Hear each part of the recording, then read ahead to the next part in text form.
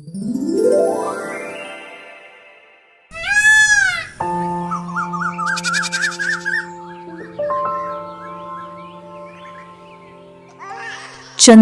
की इस जर्जर झोपड़ी को गौर से देखिए। चारपाई पर पड़ा वो मासूम बच्चा भूख से नहीं बल्कि उस अनहोनी से चीख रहा है जिसने उसे दुनिया में आते ही अनाथ कर दिया। ऊपर चारपाई पर जिंदगी बिलख रही है और नीचे ठंडी जमीन पर उसके माँ बाप की लाशें पड़ी हैं। क्या ये महज एक इत्तेफाक है या कोई ऐसी अनजानी ताकत जो इस नन्ही जान को खुशियां नहीं बल्कि अपनों की चिताओं का बोझ उपहार में दे गई? दिल पर हाथ रख कर देखिए इस मासूम की वो दास्तां जिसे सुनकर पत्थर दिल भी रो पड़ेंगे। भगवान, अरे मेरी फूटी किस्मत, विधाता, क्या यही काला दिन दिखाने के लिए मुझे जिंदा रखा था? बेटा, बहू, एक बार तो आंखें खोलो, देखो तुम्हारा ये मासूम अंश तुम्हें पुकार रहा है। अरे कम से कम एक बार तो इसे अपनी गोद में भर लिया होता। मत रो मेरे लाल, मत रो। तुझे क्या पता कि तूने आज अपनी माँ की ममता नहीं बल्कि अपनों की लाशों के बीच आंखें खोली हैं। अब इस उजाड़ दुनिया में तेरा और मेरा कौन सहारा बनेगा? कमला देवी का विलाप अभी थमा भी नहीं था कि झोपड़ी के बाहर भारी कदमों की आहट हुई। ठाकुर बलदेव गांव के कुछ लोगों के साथ दरवाजे पर आ खड़ा हुआ। उनकी आंखों में संवेदना नहीं बल्कि एक खौफनाक नफरत और अंधविश्वास का साया साफ दिखाई दे रहा था। कमला बहन, अपनी छाती पीटना बंद कर। सच तो सबके सामने है। ये बच्चा नहीं, ये साक्षात काल की परछाई है जिसने कदम रखते ही अपने कुल को भस्म कर दिया। चंदनपुर की पावन मिट्टी पर इस अपशकुन के लिए कोई जगह नहीं। जिस बालक ने जन्मते ही अपने सगे माँ बाप को निगल लिया, वो कल पूरे गांव को खा जाएगा। इसे इसी वक्त सीमा से बाहर उस गहरी अंधेरी खाई में फेंक आओ, वरना अंजाम बहुत बुरा होगा।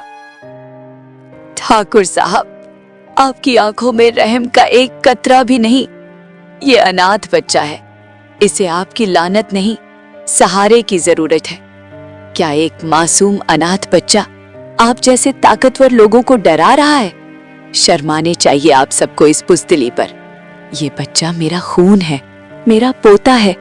ये कोई आफत नहीं, ईश्वर की अमानत है। मैं इसे पालूंगी, सीने से लगाकर बड़ा करूंगी, देखूंगी कौन इसे मुझसे छीनता है। ममता की पट्टी अपनी आंखों से हटा ले कमला।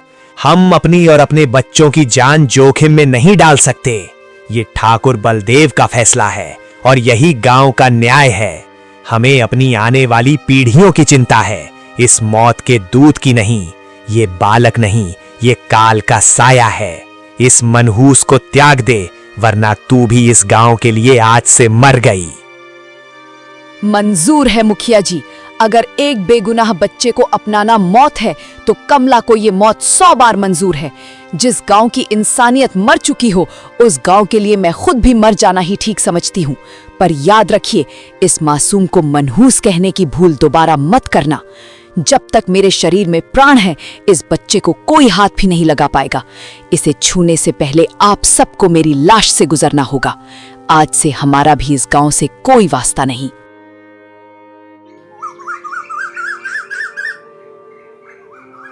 समय का पहिया अपनी गति से चलता रहा, पर चंदनपुर के लोगों के दिलों के घाव और भी जहरीले होते गए। 8 साल का मासूम हरिया जब भी घर की दहलीज से बाहर निकलता, उसे समाज के तीखे तीर और तिरस्कार ही मिलता। दादी, दादी, गांव के बच्चे मुझे अपने साथ क्यों नहीं खिलाते? जब भी मैं उनके पास जाता हूँ वो मुझे पत्थर मारकर भगा देते हैं। वो कहते हैं कि मैं एक राक्षस हूँ और मैंने अपने ही माँ बाप को मार डाला। दादी, क्या मैंने वाकई ऐसा कुछ बुरा किया है? मुझे तो याद भी नहीं। नहीं मेरे लाल, तू कोई राक्षस नहीं है। तू तो मेरा सबसे प्यारा चांद है। ये दुनिया अंधी है हरिया, इन्हें तेरी मासूमियत नजर नहीं आती। तू इन पत्थर दिल गांव वालों की बातों पर ध्यान मत दे। चिंता मत कर बेटा, तेरी दादी अभी जिंदा है। तू तो ईश्वर का दिया हुआ वो आशीर्वाद है जिसने मुझे जीने की वजह दी है। पर दादी, जब मैं कुएं पर पानी लेने जाता हूँ तो औरतें अपने बर्तन हटा लेती हैं और कहती हैं कि मेरे छूने से पानी जहर बन जाएगा। क्या मेरा शरीर इतना गंदा है? मुझे बहुत प्यास लगती है दादी, पर कोई मुझे पानी की एक बूंद तक नहीं देता। क्या भगवान भी मुझसे नफरत करते हैं जो उन्होंने मुझे ऐसा बनाया? भगवान किसी से नफरत नहीं करते बेटा। नफरत तो ये इंसान करते हैं जिनके दिल पत्थर के हो चुके हैं। तू प्यासा नहीं रहेगा, मैं तेरे लिए कुएं से मीठा पानी लाऊंगी। तू इन लोगों की बातों को दिल से मत लगा। एक दिन ऐसा आएगा जब यही गांव वाले तुझे सम्मान देंगे। बस तू अपनी हिम्मत मत हारना। क्या कभी कोई मुझे प्यार से बुलाएगा दादी? क्या मैं कभी दूसरे बच्चों की तरह हंस खेल पाऊंगा? मुझे बहुत अकेलापन लगता है। क्या मेरे माँ बाप मुझे इसीलिए छोड़कर चले गए क्योंकि मैं बहुत बुरा हूँ? सब मुझे मनहूस क्यों बुलाते हैं दादी? मुझे बस थोड़ा सा प्यार चाहिए। क्या ये मांगना भी गलत है? उन मासूम सवालों का जवाब किसी के पास नहीं था। देखते ही देखते 30 साल का लंबा सन्नाटा बीत गया। कमला देवी तो ममता का फर्ज निभाकर मिट्टी में मिल गईं, पर हरिया के जीवन में सिर्फ गहरा अकेलापन रह गया। अब उसकी आंखों में आंसू नहीं, बल्कि समाज के प्रति एक कठोर ज्वाला जल रही थी। 30 साल हर दिन मैंने प्यार की एक बूंद के लिए भीख मांगी, पर चंदनपुर ने सिर्फ नफरत दी। आज समझ गया कि मेरा मुकद्दर सिर्फ ये तन्हाई ही है। दादी तो कहती थीं कि मैं मनहूस नहीं हूं, पर देखिए आज भी मेरा साया ही मेरा इकलौता साथी है। लोग आज भी मुझे देखकर रास्ता बदल लेते हैं, जैसे मैं कोई जिंदा मौत हूं। सुबह की पहली किरण के साथ हरिया जंगल पहुंचा था ताकि अपनी मेहनत से अपनी किस्मत बदल सके। कंधे पर लकड़ियों का भारी गट्ठर लादे वो जमींदार की हवेली की ओर बढ़ रहा था। उसे उम्मीद थी कि शायद आज समाज की जमी हुई बर्फ पिघलेगी और उसे अपनी मेहनत का मोल मिलेगा। पर उसे क्या पता था कि हवेली की दहलीज पर उसका इंतजार अनाज नहीं, बल्कि जिल्लत के कड़वे बोल कर रहे थे। सरकार, आज सुबह सुबह जंगल की सबसे गहरी झाड़ियों से ये लकड़ियां काट कर लाया हूँ। एक एक लकड़ी एकदम ताज़ी, सूखी और पत्थर जैसी मजबूत है। आपकी हवेली की रसोई में ये लकड़ियां घंटों तक महकेंगी और तपेंगी। जमींदार साहब, पूरे गांव में ऐसी ताज़ी लकड़ियां कोई और नहीं ला सकता। बस इनके बदले थोड़ा सा अनाज दे दीजिए सरकार, ताकि पेट की ये आग बुझ सके। 3 दिन से मेरी झोपड़ी का चूल्हा नहीं जला है। एक बार देख तो लीजिए जमींदार साहब। अबे ओ मनहूस, तेरी हिम्मत कैसे हुई सूरज चढ़ने से पहले मेरी हवेली को अपवित्र करने की? अभी इसी वक्त अपनी ये मनहूस लकड़ियां लेकर दफा हो जा यहां से। तुझे क्या लगता है तेरी लाई हुई लकड़ियां जलाकर मैं अपने घर की सुख शांति को राख कर दूंगा? जिस दिन से तू पैदा हुआ है इस गांव की खुशहाली को निगल गया। अगर इन लकड़ियों की आंच मेरी रसोई तक पहुंची तो मेरा पूरा खानदान तेरी इस मनहूसियत की भेंट चढ़ जाएगा। जमींदार साहब, 30 साल बीत गए, क्या मेरी इस मेहनत का कोई मोल नहीं? मैंने तो इसी गांव की मिट्टी में जन्म लिया है। क्या भूखा मरना ही मेरी तकदीर में लिखा है? लकड़ियां मत लीजिए सरकार, पर कम से कम इंसान समझकर एक वक्त की रोटी तो दे दीजिए। मैं दिन भर कड़ी धूप और बारिश में अपना पसीना बहाता हूँ। क्या मेरी मेहनत पर मेरा एक निवाले का हक नहीं? क्या मेरा जन्म लेना इतना बड़ा पाप था कि उसकी सजा मुझे मरते दम तक भुगतनी होगी? हक की बात अपने जुबान पर मत ला भागे। तेरा हक तो सिर्फ वो तिरस्कार है जो ये गांव तुझे देता है। चंदनपुर की हवा तेरी मनहूस सांसों से जहरीली हो रही है और तू रोटी की भीख मांगता है। निकल जा यहां से, नहीं तो लात मारकर बाहर फेंक दूंगा और दोबारा यहां अपनी मनहूस सूरत दिखाई तो तेरी टांगे तुड़वा दूंगा। दफा हो जा यहां से। ठीक है सरकार, अगर मेरी मेहनत की कोई कीमत नहीं तो शायद मेरी तन्हाई ही मेरी हकीकत है। पर याद रखिएगा, आप मुझे धक्के मार सकते हैं, पर मेरे सीने में धधकती भूख को नहीं मिटा सकते। ईश्वर देख रहा है जमींदार साहब, एक दिन ऐसा आएगा जब आपको लकड़ियों की जरूरत पड़ेगी, पर तब ये मनहूस आपके पास नहीं होगा। वो चुपचाप गहरे जंगल की ओर चला गया, जहां पेड़ों के साए के अलावा उसे कोई अपना नजर नहीं आता था। एक पुराने बरगद के नीचे बैठकर वो अपनी फूटी किस्मत पर आंसू बहाने लगा। उसे अंदाजा भी नहीं था कि विधाता ने आज उसके लिए एक ऐसा फरिश्ता चुना है जो उसकी काली जिंदगी में प्यार का उजाला बनकर आने वाला था। हे विधाता, आखिर मेरा कसूर क्या है? सब मुझे मनहूस कहते हैं, जैसे मैं कोई अभिशाप हूँ। गांव में कोई पड़ोसी मेरा हाल तक नहीं पूछता।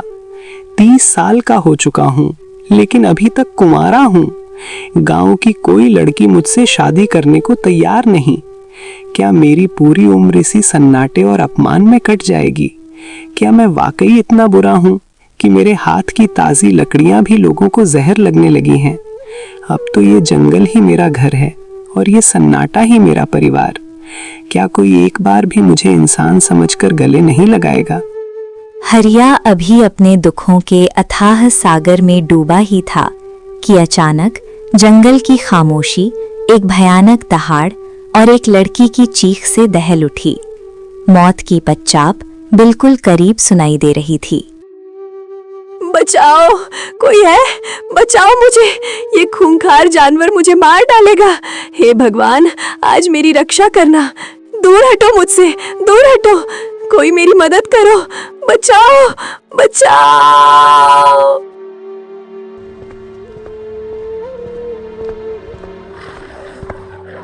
हरिया अपनी चमकती कुल्हाड़ी लेकर एक चट्टान की तरह बीच में खड़ा हुआ। शेर उसकी आंखों में मौत का बेखौफ मंजर देखकर ठिठक गया। हरिया की ये दहाड़ और हाथ में लहराती कुल्हाड़ी ने जंगली जानवर को भी पीछे हटने पर मजबूर कर दिया। शेर वहां से भाग गया। शुक्रिया, बहुत बहुत शुक्रिया। अगर आज आप सही वक्त पर ना आते तो वो दरिंदा शेर मुझे अपना निवाला बना लेता। आप कौन हैं? भगवान ने आपको मेरे लिए फरिश्ता बनाकर भेजा है। मेरा नाम सुनीता है। मैं रास्ता भटक गई थी और इस मुसीबत में फंस गई। फरिश्ता? नहीं लड़की, तुमने मुझे गलत पहचान लिया। मैं तो चंदनपुर का वो बदनसीब इंसान हूँ जिसे लोग मनहूस कहते हैं। मेरा नाम हरिया है। गांव वाले तो मेरे साये से भी दूर भागते हैं और तुम मुझे फरिश्ता कह रही हो। मनहूस? ये कैसी बातें कर रहे हैं आप? जिसने अपनी जान दांव पर लगाकर एक अनजान लड़की को बचाया, वो मनहूस कैसे हो सकता है? हरिया जी, लोगों की बातें पत्थर की तरह होती हैं, उन्हें दिल पर मत लगाइए। सच तो ये है कि मेरा भी इस दुनिया में कोई नहीं है। मैं एक अनाथ हूँ, दर दर भटक रही थी और आज मौत के मुंह में गिरते गिरते बची हूँ। मेरा भी हाल कुछ ऐसा ही है सुनीता। बचपन में ही माँ बाप का साया उठ गया। दादी ने पाला, पर वो भी साथ छोड़ गईं। अब तो सिर्फ ये जंगल और मेरी कुल्हाड़ी ही मेरी सगी है। गांव की गलियों में मेरे लिए सिर्फ नफरत है। मैंने तो प्यार की एक उम्मीद भी छोड़ती थी। अगर हम दोनों की किस्मत एक जैसी है तो क्यों ना हम एक दूसरे का सहारा बन जाए। मुझे अब इस जंगल के दरिंदों से ज्यादा उन लोगों से डर लगता है जो इंसान के भेष में भेड़िए हैं। हरिया, क्या तुम मुझे अपने घर ले चलोगे? क्या तुम मुझसे शादी करोगे? मैं तुम्हारी सेवा करूंगी और हम इस दुनिया की परवाह किए बिना अपनी छोटी सी दुनिया बसाएंगे। अगर तुम्हारी यही इच्छा है तो मुझे मंजूर है। मेरा घर मिट्टी का है और मेरी थाली में शायद रोज पकवान ना हो, पर अगर तुम्हारा साथ मिल जाए तो मैं पूरी दुनिया से लड़ने की हिम्मत रखता हूँ। चलो सुनीता, आज से मेरी झोपड़ी सिर्फ मेरी नहीं तुम्हारी भी है। हम खुश रहेंगे, बहुत खुश। हरिया और सुनीता की शादी हो गई। हरिया ने अब चंदनपुर में लकड़ियां बेचना छोड़ दिया और पड़ोस के गांव में जाकर लकड़ियां बेचने लगा। वहाँ लोग उसे नहीं जानते थे, इसलिए उसे उसकी मेहनत का फल मिलने लगा।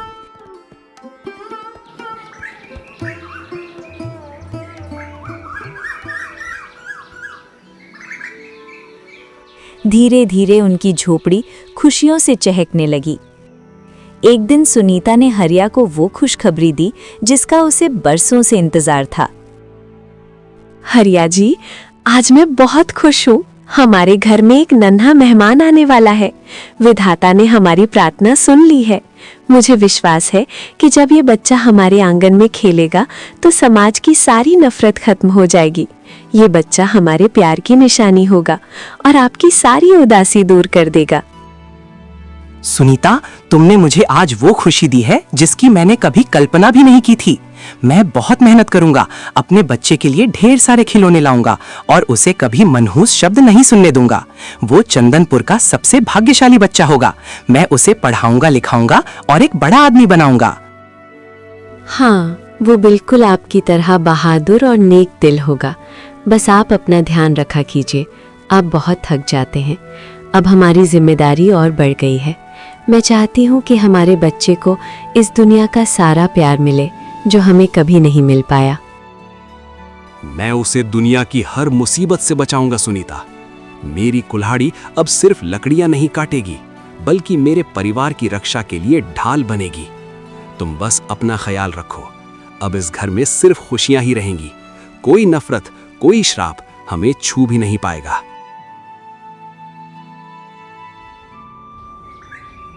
पर नियति को कुछ और ही मंजूर था। वो काली रात आई जब सुनीता को प्रसव पीड़ा शुरू हुई। बाहर तूफान चल रहा था, जैसे कुदरत फिर से किसी अनहोनी का इशारा कर रही हो। हरिया बेबस होकर झोपड़ी के बाहर बेचैनी से टहल रहा था। अचानक झोपड़ी के अंदर से एक दर्दनाक चीख सुनाई दी और फिर सब कुछ खामोश हो गया। सुनीता, सुनीता, क्या हुआ? तुम ठीक तो हो ना? कोई कुछ बोलता क्यों नहीं? हे भगवान, आज मेरी रक्षा करना। दाई माँ, बताओ मेरा बच्चा कैसा है? सुनीता चुप क्यों है? उसे आवाज दो, वो बोल क्यों नहीं रही? तभी झोपड़ी का दरवाजा धीरे से खुला और दाई माँ बाहर आई। उसके हाथ खाली थे और चेहरे पर एक ऐसा सन्नाटा था जिसे देख हरिया के पैरों तले जमीन खिसक गई। दाई माँ, आप चुप क्यों हैं? कुछ बोलती क्यों नहीं? मेरी सुनीता कैसी है? और मेरा बच्चा, उसकी रोने की आवाज अब तक बाहर क्यों नहीं आई? दाई माँ, आपने उसे चुप तो नहीं करा दिया? बताइए ना, मैं अंदर जाऊं? क्या मैं अपने लाल को अपनी गोद में ले सकता हूं? हरिया बेटा, विधाता को कुछ और ही मंजूर था। मैंने बहुत कोशिश की, बहुत दुआएं मांगी, पर मैं हार गई। तेरी किस्मत ने फिर से दगा दे दिया बेटा। बच्चा दुनिया में आने से पहले ही अपनी सांसें छोड़ चुका था। वो मरा हुआ पैदा हुआ है हरिया। और तेरी पत्नी सुनीता भी उस नन्हे को बचाने की जंग में हार गई। वो तुझे हमेशा के लिए अकेला छोड़कर चली गई बेटा। नहीं, आप झूठ बोल रही हैं। ऐसा नहीं हो सकता। सुनीता ने मुझसे वादा किया था कि वो मुझे कभी अकेला नहीं छोड़ेगी। और मेरा बच्चा, वो तो मेरा राजकुमार था, वो कैसे मर सकता है? दाई माँ, आप मजाक कर रही हैं ना? हटिए मेरे रास्ते से। मैं अपनी आंखों से देखूंगा। मेरी सुनीता मुझे आवाज देगी, वो मुझे पुकारेगी। हरिया पागलों की तरह झोपड़ी के अंदर भागा। अंदर का मंजर देख उसकी रूह कांप गई। बिस्तर पर सुनीता बेजान पड़ी थी और उसके पास वो नन्हा सा शरीर रखा था जो कभी नहीं रोया। हरिया की आंखों के सामने अंधेरा छा गया। सुनीता, आंखें खोलो, देखो मैं आ गया। तुम ऐसे मुझे छोड़कर नहीं जा सकती। उठो और देखो हमारे बच्चे को। भगवान, तूने ये क्या किया? क्या मेरी दुनिया उजाड़ने के लिए ही तूने मुझे ये खुशियां दिखाई थी? क्या मैं वाकई इतना बड़ा अभिशाप हूँ कि जिसे भी प्यार करूं मौत उसे छीन लेती है? पहले माँ बाप, फिर दादी और अब मेरा पूरा परिवार। तूने मुझे जिंदा क्यों छोड़ा? मार दे मुझे भी। सुनीता और अपने बच्चे को खोने के बाद हरिया एक चलती फिरती लाश बन चुका था। चंदनपुर के लोगों के लिए अब वो सिर्फ मनहूस नहीं बल्कि साक्षात काल था। लोग उसे देखते ही अपने दरवाजे बंद कर लेते। लेकिन इस नफरत के समंदर में ठाकुर बलदेव का बेटा प्रताप उम्मीद की इकलौती किरण था।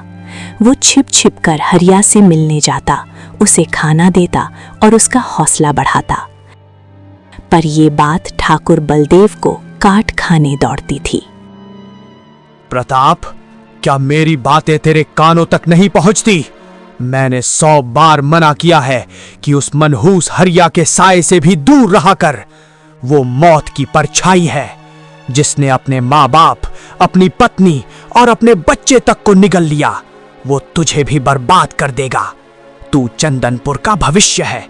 उस अभागे के साथ बैठकर अपनी तकदीर क्यों लिख रहा है? पिताजी, ये कैसी बातें कर रहे हैं आप? हरिया कोई मनहूस नहीं बल्कि इस समाज की सड़ी हुई सोच का शिकार है। उसने अपनों को खोया है, इसमें उसका क्या दोष? आप लोग उसे सहारा देने के बजाय और पत्थर मार रहे हैं। मुझे उसकी आंखों में कोई काल नहीं, सिर्फ बेपनाह दर्द दिखता है। मैं उसे इस हाल में अकेला नहीं छोड़ सकता। जुबान संभाल प्रताप। तू उस अभागे का पक्ष ले रहा है जिसने पैदा होते ही इस गांव की खुशियां छीन ली। अगर तू दोबारा उसकी झोपड़ी के पास भी दिखा तो मुझसे बुरा कोई नहीं होगा। मैं तुझे हवेली में कैद कर दूंगा, पर तुझे उस मौत के सौदागर के पास नहीं जाने दूंगा। चंदनपुर के मुखिया का बेटा एक मनहूस का दोस्त कहलाए, ये मुझे बर्दाश्त नहीं।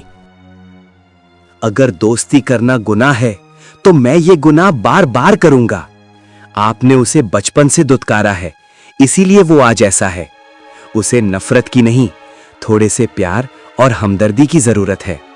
मैं आज जा रहा हूं उसे ये बताने कि पूरी दुनिया उसके खिलाफ हो सकती है, पर प्रताप उसका साथ कभी नहीं छोड़ेगा।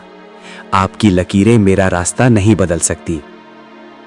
चला जा, पर याद रखना प्रताप, अगर उस मनहूस की वजह से तुझे कुछ हुआ तो मैं उस हरिया की बोटी बोटी काटकर गिद्धों को खिला दूंगा।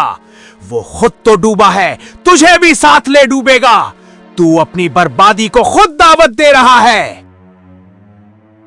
हवेली की ऊंची दीवारों के पीछे ठाकुर बलदेव का गुस्सा 7वें आसमान पर था, पर प्रताप के कानों में सिर्फ अपने दोस्त हरिया का दर्द गूंज रहा था। अपने पिता की सख्त हिदायत और नफरत को ठुकराकर प्रताप सीधा हरिया की उस टूटी फूटी झोंपड़ी की तरफ निकल पड़ा।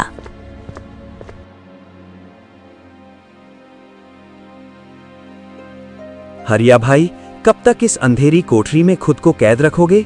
देखो, आज की सुबह कितनी ताजी और खूबसूरत है। चलो उठो और मेरे साथ उस पुराने तालाब के किनारे चलो। वहां की ठंडी हवा और शांत पानी तुम्हारे इस भारी मन को थोड़ा हल्का कर देगा। प्रताप, तुम यहाँ क्यों आए हो? ठाकुर साहब को पता चला तो अनर्थ हो जाएगा। देखो प्रताप, मुझसे दूर रहो। लोग ठीक ही कहते हैं, मैं एक अभिशाप हूँ। मेरी पत्नी, मेरा बच्चा सब चले गए। मैं नहीं चाहता कि मेरी मनहूसियत का साया तुम पर भी पड़े। जो भी मेरे करीब आता है, मौत उसे छीन लेती है। वही पुरानी बातें। हरिया, तुम मेरे बचपन के दोस्त हो। मैं इन सब अंधविश्वासों को नहीं मानता। तुम कोई मनहूस नहीं हो, बस तुम्हारा वक्त बुरा है। आज मैं तुम्हारी एक नहीं सुनूंगा। तुम्हें मेरे साथ चलना ही होगा।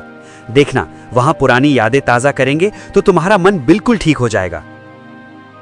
प्रताप, तुम समझ क्यों नहीं रहे? मेरा रोम रोम कह रहा है कि कुछ बुरा होने वाला है। तुम चंदनपुर के भविष्य हो, तुम्हारा एक एक पल कीमती है। मुझे मेरी तन्हाई के साथ छोड़ दो, यही सबके लिए अच्छा होगा। मुझे यहाँ से बाहर निकलने में डर लग रहा है। आज तुम्हारी एक नहीं चलेगी। आज चंदनपुर का होने वाला मुखिया तुम्हें हुक्म दे रहा है। उठो और मेरे साथ चलो। जब तुम उस तालाब के नीले पानी को देखोगे तो खुद कहोगे कि प्रताप भाई, आज तुमने मुझे नई जिंदगी दे दी। चलो अब जिद छोड़ो। प्रताप की जिद के आगे हरिया को झुकना पड़ा। दोनों उस पुराने तालाब के किनारे पहुंच गए। सुबह की सुनहरी धूप पानी पर नाच रही थी, पर उस खूबसूरती के पीछे एक खौफनाक मंजर छिपा था। देखा हरिया, कहा था ना मैंने, यहाँ कितना सुकून है। देखो उस पानी को, ये कितना शांत है। जिंदगी भी ऐसी ही होनी चाहिए। मैं हमेशा तुम्हारा साथ दूंगा हरिया, चाहे पूरा गांव तुम्हारे खिलाफ क्यों ना हो जाए। हम मिलकर तुम्हारे जीवन में फिर से खुशियां भर देंगे। सुकून तो है प्रताप, पर यह सन्नाटा मुझे काट खाने को दौड़ रहा है। पक्षी चहचहाना बंद कर चुके हैं और हवा का रुख भी अचानक बदल गया है। मुझे लग रहा है जैसे कोई हमें झाड़ियों के पीछे से देख रहा है। चलो यहाँ से प्रताप, मेरा जी घबरा रहा है। शांत हो जाओ हरिया, तुम जरूरत से ज्यादा सोच रहे हो। यहाँ हमारे अलावा और कोई नहीं है। देखो, तुम बस यहाँ बैठकर गहरी सांस लो। सब ठीक हो जाएगा मेरे भाई, सब ठीक हो जाएगा। बस थोड़ा सा भरोसा रखो। भरोसा तो तुम पर है प्रताप, पर अपनी किस्मत पर नहीं। जब जब मुझे लगा है कि सब ठीक हो जाएगा, तब तब विधाता ने मुझसे सब कुछ छीन लिया। पता नहीं ये तालाब आज मुझे इतना डरावना क्यों लग रहा है। ऐसा लगता है जैसे ये हमें बुला रहा है अपनी गहराई में समाने के लिए। अचानक रंग बिरंगी किरणों के साथ एक तांत्रिक प्रकट हो गया। ये दृश्य देख हरिया और प्रताप की रूह कांप गई। प्यार, दोस्ती और जीने की नई उम्मीद। हरिया, तुझे क्या लगा था कि ये सब इतना आसान होगा? नहीं, ये जो तू भोग रहा है, ये कोई इत्तेफाक नहीं, बल्कि तेरे पिछले जन्म का कर्ज है जो तू अभी तक चुका रहा है। जो पाप तूने पिछले जन्म में किया था, ये सब उसी पाप का हिसाब है। पिछले जन्म का कर्ज? तू कौन है और मैंने पिछले जन्म में ऐसा क्या किया था जो तू हाथ धोकर मेरे पीछे पड़ा है? क्यों तूने मेरे माँ बाप, मेरी पत्नी और मेरे बच्चे को मार डाला? क्या बिगाड़ा है मैंने तेरा? तूने क्या किया था, ये जानने के लिए तुझे अभी और तड़पना होगा। अभी तो ये खेल शुरू ही हुआ है। मैं तुझे तड़पा तड़पा कर एक एक पल का हिसाब लूंगा। तुझे आज फिर से एक ऐसी मौत दिखाऊंगा जिसका बोझ तू अपनी पूरी उम्र उठाएगा। मुझे मार दे शैतान, जो हिसाब करना है मुझसे कर। मेरे इस दोस्त को छोड़ दे, इसने तेरा क्या बिगाड़ा है? मैं तेरे हाथ जोड़ता हूं, जो सजा देनी है मुझे दे, पर प्रताप को बख्श दे। तुझे मार दूं तो फिर मुझे मजा कैसे आएगा? तुझे जिंदा रखना ही मेरी असली सजा है। मैं तुझे नहीं बल्कि तेरे इस इकलौते दोस्त को मारूंगा। जब ये मरेगा तो चंदनपुर के लोग तुझे इसका कातिल मानकर नोच नोच कर खा जाएंगे। तू जब जिल्लत की ठोकरें खाएगा तब मुझे असली सुकून मिलेगा। नहीं, ऐसा मत कर। बता मुझे क्या किया था मैंने पिछले जन्म में। अगर हिम्मत है तो सच बता और मुझे खत्म कर। बेगुनाहों को मारना बंद कर, नीच तांत्रिक। धैर्य रख हरिया, वक्त आने पर तुझे सब पता चल जाएगा, पर तब तक तू सिर्फ आंसू बहाएगा और अपनी मौत की भीख मांगेगा। देख, अब चंदनपुर के इस आखिरी चिराग का अंत। तांत्रिक ने अपनी जादुई काली शक्ति से प्रताप पर वार कर दिया। देखते ही देखते प्रताप के प्राण वहीं निकल गए। तांत्रिक एक अट्टहास के साथ गायब हो गया।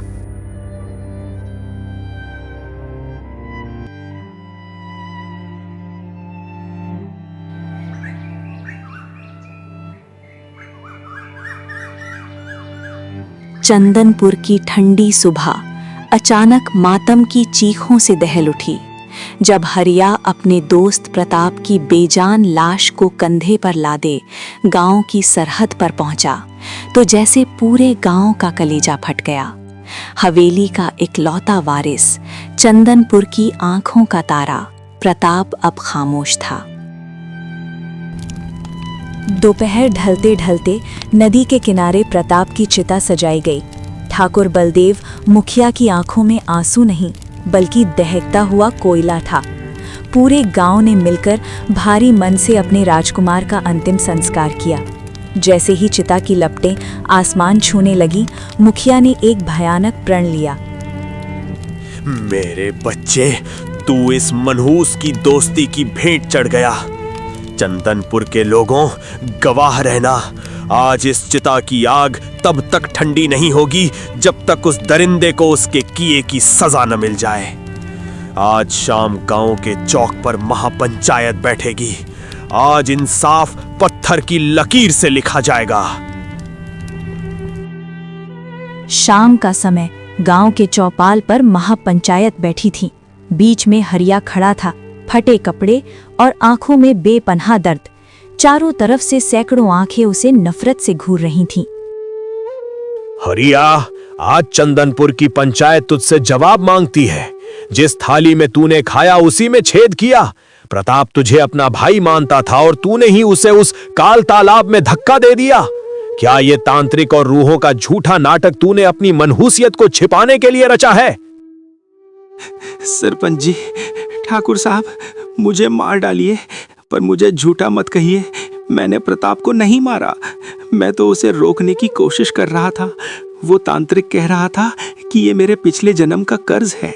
उसने मेरी आंखों के सामने प्रताप को अपनी काली शक्तियों के वार से मार दिया। मैं बेबस था, मैं अपने भाई को बचा नहीं पाया।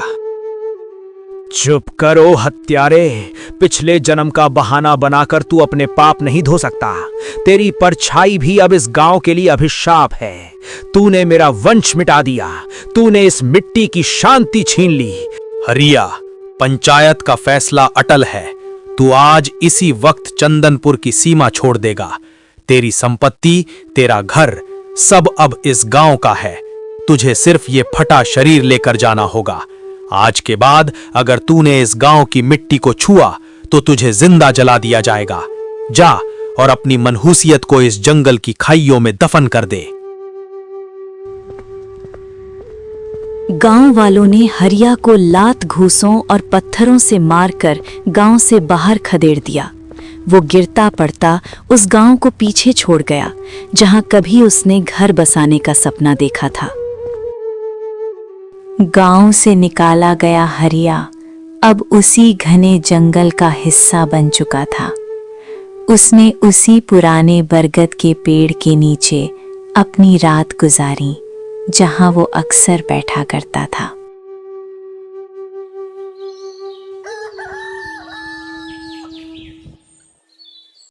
अगले दिन पत्थर और टहनियों को जोड़कर उसने एक छोटी सी झोंपड़ी तो बना ली, पर मन का बोझ कम न हुआ। जंगली फल खाकर पेट तो भर जाता, पर आत्मा भूखी थी, इंसाफ की और थोड़े से सुकून की। कई महीने बीत गए। हरिया का शरीर हड्डियों का ढांचा बन चुका था। एक रात उसे नींद नहीं आई। वो अपनी झोपड़ी के बाहर बैठकर आसमान को देखता रहा। ए विधाता, आखिर कब तक मैं इस जानवरों जैसी जिंदगी को ढोता रहूंगा? दुनिया ने तो मुझे त्याग दिया, पर क्या तुम भी मुझसे मुख मोड़े लोगे? नहीं, मुझे यकीन है कि अगर मैं तुम्हारे दरबार में मत्था टेकूंगा तो तुम मेरी पुकार जरूर सुनोगे। कल सुबह सूरज उगने से पहले मैं गांव के मंदिर जाऊंगा। जब सब सो रहे होंगे तब मैं अपने प्रभु के दर्शन करूंगा। शायद वहीं से मेरे जीवन का कोई नया रास्ता निकले।